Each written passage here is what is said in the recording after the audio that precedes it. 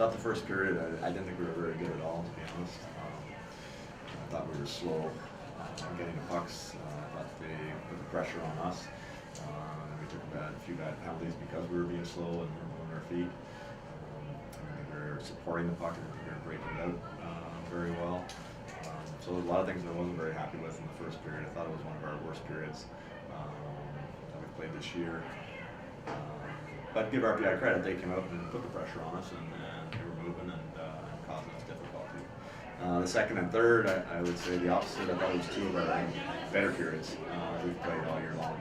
I thought we were pretty solid defensively, and I would have liked to see us shooting the puck a little bit more than we were. There's a lot of one-on-one stuff. We still need to move it a little bit faster, but overall, I thought the second and third periods were pretty solid on our end. Coach, what do rankings do for your team? Do they boost confidence in the locker room, or are they just nothing to even look at? Yeah, I don't know if the girls look at it. I don't talk about it at all. I think we know that you got to win day to day. I know it's an old cliche, but it's so true, especially you see in our league this year. You look at last weekend and all the upsets that were happening with top teams. It seems like really there's only a couple of teams that are really being consistent here early on. And I talked to our team about that early on, about keeping that consistency. I think it's not easy, but everybody's pretty excited at the start of the year, and everybody's going hard. And then you get into this part of the season, and the academics and exams are on and everything else, and you gotta be able to focus and keep. With Lorianne Rougeau and Fortino, of course, graduated, who do you think is really stepping in defensively for them? I think the two seniors in particular, Alyssa Gallardi and Haley Cudmore, and we expected that they would. I mean, they've been real good defensemen for us their first 3 years as well, so we knew that was going to happen. But I feel like the whole D4 right now in general has been very solid. Morgan Richardson's doing a great job for us, as is Cass Boudry, and the freshman Sid Smith has really impressed us too. So I was really pleased with the entire D4, especially the second and third play. I thought we were slow in the first, but I thought they did a really good job in the second and third, shutting them down and also breaking the puck out. How much did Gallardi's, Alyssa's goal at the end of the first period, how much did that kind of change the mood heading into that intermission? Yeah, that was huge. We didn't think we had a real strong period in the first, and then to maybe not get that goal out at the end of the first period, I think would have been a big letdown for us. But to have that goal count, certainly to get that 2-goal cushion is always nice. And then also, they get within one, and then to get another big goal from Jill there to put us up by 2 is always great.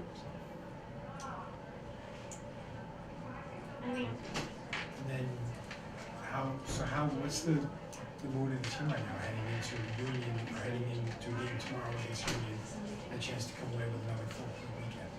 Yeah, I think we're fairly pleased with the effort and getting the job done again in a tight game here.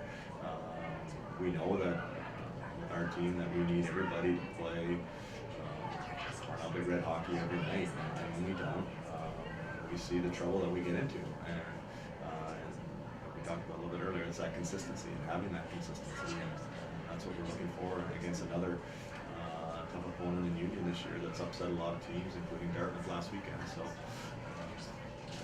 the way the ECAC is in women's hockey now, it's so tight from top to bottom, and you're going to see a lot of teams getting upset throughout the course of the year, even the teams that are top ranked. And I think it is going to be the team that can keep that consistency throughout the year that's going to be successful ones at the end. Coach, when opponents schedule and they circle Cornell on their calendars and schedules, what do you expect them to say? What would you like them to say?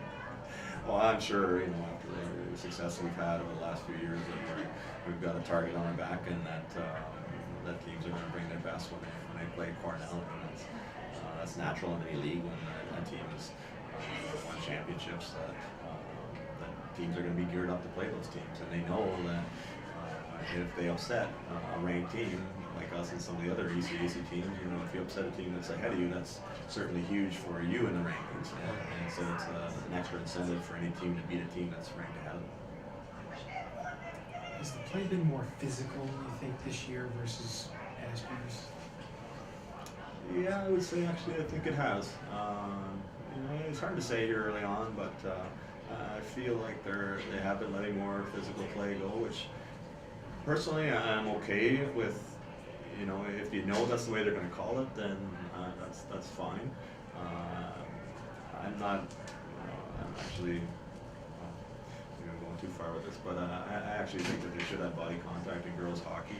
I don't like the stick fouls, the hooking, the stuff that maybe those penalties bother me. But a little bit of contact, as long as the players know that that's the way it's going to be called. As long as they're consistent with it, then that's I'm okay with it being a physical game. I don't think you could ever replace them. Right. I think both Gags and I play different styles than Rogentino. And you don't, when you have players that are that skilled, you don't want to try to replace them or compare to them. You want to complement them. And Gags and I think for our first 3 years, that was one of our main goals, was complement that skill that we had. Now that we get a chance to be, at the forefront, we're the seniors, we want to bring our own games. We have big shoes to fill, but I think with 3 years playing behind them, we've learned how to fill those shoes. Looks like you have any other thing to Joe, yeah, I agree with that. You can't really replace world-class players like that. So we're just kind of doing our best to improve ourselves and step up in certain ways, and then also the younger girls are stepping up well too. So it's been a good dynamic. I guess for the two defensemen here, how happy are you with the way the defense has really played last? Only 2 goals given up the last couple of games. I mean, that says a lot about how the defense has really been strong here. I think we're proud of that, statistic. I think we're especially proud of our younger defensemen stepping up. And I think you can't talk about goals against without mentioning Lauren Slotnick. So, as a defense corps, we all hail Slovo a lot.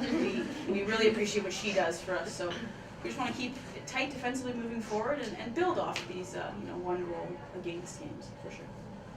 Alyssa, your 65th point of your career.